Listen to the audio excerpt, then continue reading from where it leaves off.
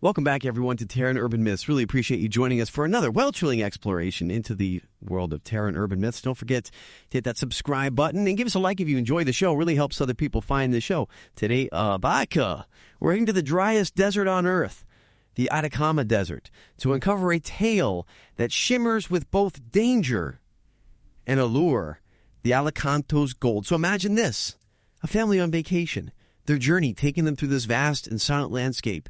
It's the kind of place where the sun just beats down relentlessly, where the wind whispers secrets through these ancient canyons. And in this stark beauty, a legend has taken root, a story passed down through generations. It's the story of a creature, as captivating as it is dangerous. A bird unlike any other. This isn't just any bird, though. You see, it's said to be made entirely of gold and diamonds. Its feathers shimmer under the desert sun like a mirage, a promise of unimaginable wealth. This creature, this Alicanto, is believed to guide miners towards riches. But the cost of this guidance, well, that's where the danger lies in our story. The family's grandfather recounts a chilling tale to his grandchildren. He tells them about an ancestor of his, a miner consumed by the pursuit of gold. This ancestor, so the story goes, encountered the Alicanto and was blinded by its brilliance. The allure of wealth was simply too powerful for him to resist. The experience left him utterly shaken, so much so that he abandoned his quest for gold entirely. He saw solace and redemption by becoming a monk, disappearing into the remote mountains of Tibet. The grandfather's tale serves as a stark warning to his grandchildren, a reminder that ambition and the desire for wealth can lead to dangerous paths. It's a theme that weaves its way throughout this entire episode, and it's interesting to see how the children react to this cautionary tale. One of the children is instantly captivated by the idea of a bird made of gold. I mean, who wouldn't be? The riches such a creature could lead to, the possibilities. But the other child, a bit more cautious, starts to question the Alicanto's intentions. Is it truly a benevolent guide, leading people to fortune? Or is it something more sinister, a creature that lures unsuspecting souls to their doom? What's truly fascinating here is that this legend is rooted in a very real historical context. Chile has a long and complicated history with gold mining. For centuries, prospectors have been drawn to this land, driven by what's often called gold fever. The promise of sudden wealth of striking it rich is a powerful force that can push people to make incredibly risky decisions, leading them into dangerous and unforgiving environments. To really understand the power of this allure, it helps to grasp just how valuable gold truly is. Imagine a gold nugget, just a small one, the size of a bottle cap. That tiny piece of metal could represent a fortune, enough to buy practically anything you could ever want. It really puts into perspective why people would risk their lives chasing after it. And that brings us back to the children in our story. One of them, a boy named Keiko, becomes so enthralled by the Alicanto legend that he decides to take matters into his own hands. He sneaks off into the desert, determined to find the mythical bird and claim its gold for himself. His sibling, completely unaware of Keiko's daring plan, is given a seemingly mundane task, fetching matches.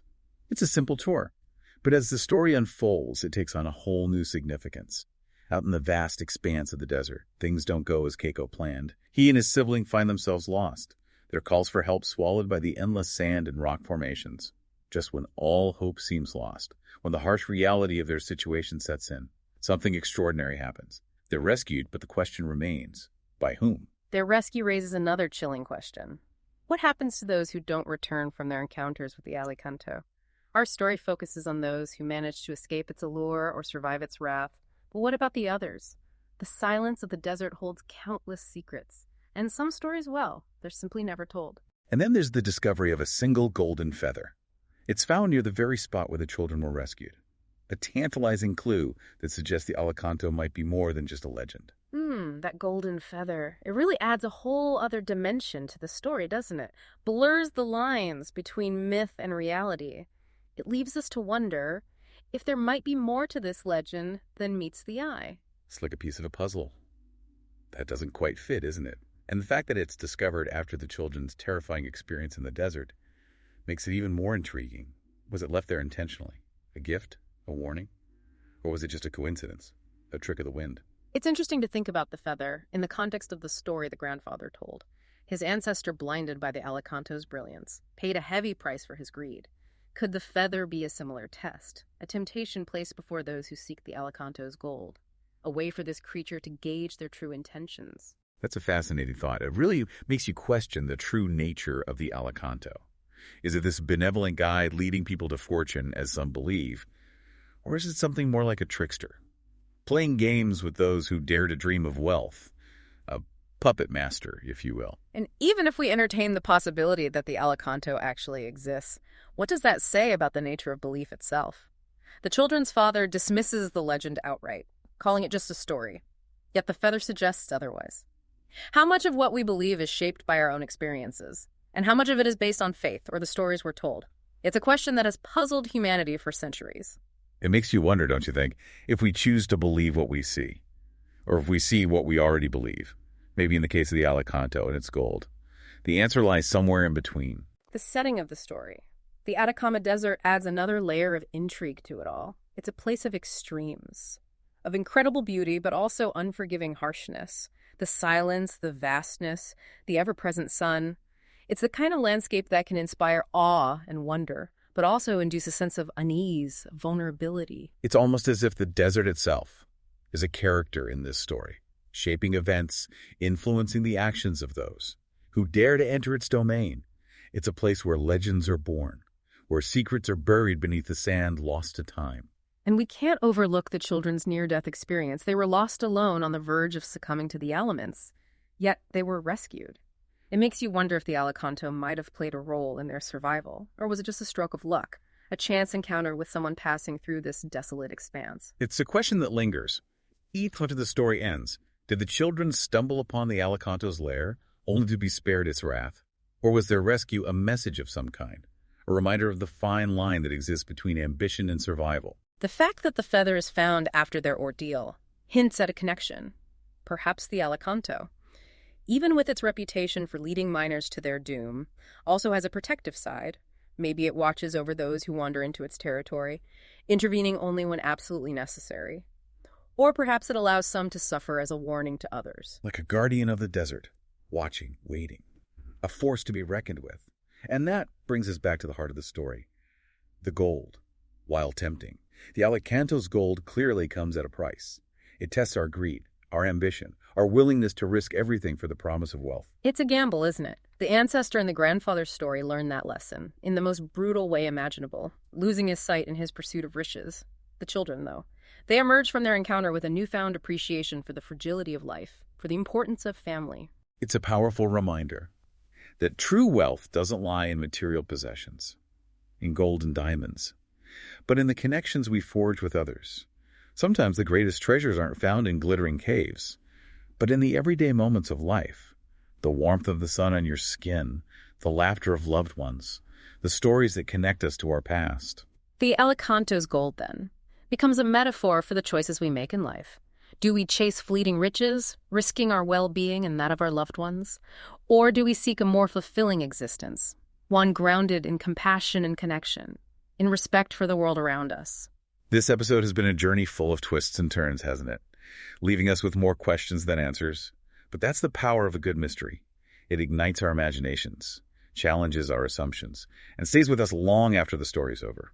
And who knows? The next time you look up at the night sky, maybe you'll catch a glimpse of a golden shimmer among the stars, a fleeting reminder of the Alicanto, and the enduring power of belief. Yeah, it's like the Alicanto itself represents that duality, doesn't it? The allure of riches, the potential for danger. It's a reminder that even in the most barren landscapes, there are forces at play that we may never fully understand. Absolutely. And this story really highlights the idea that the pursuit of wealth can be a double-edged sword. It can drive innovation progress, even acts of great generosity. But it can also lead to greed exploitation and a disconnect from the things that truly matter. Yeah, it's like the Alicanto's gold acts as a mirror, right?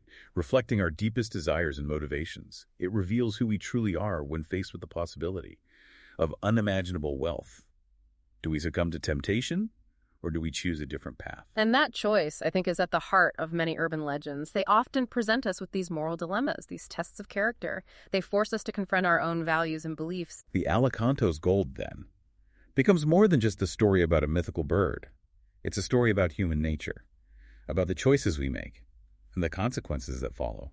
It's a reminder that the things we value most in life are often the things that can't be bought or sold. Exactly. It's about the importance of family community and the connections we forge with others.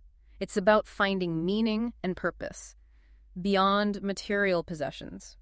We've explored a lot of ground in this episode, haven't we? From the chilling legend of the Alicanto to the historical context of gold mining in Chile to the psychological complexities of greed and ambition. It's been a fascinating journey, full of twists and turns. It really has, and I think it leaves us with some important questions to ponder. What are the things that truly matter to us? What are we willing to sacrifice in pursuit of our goals?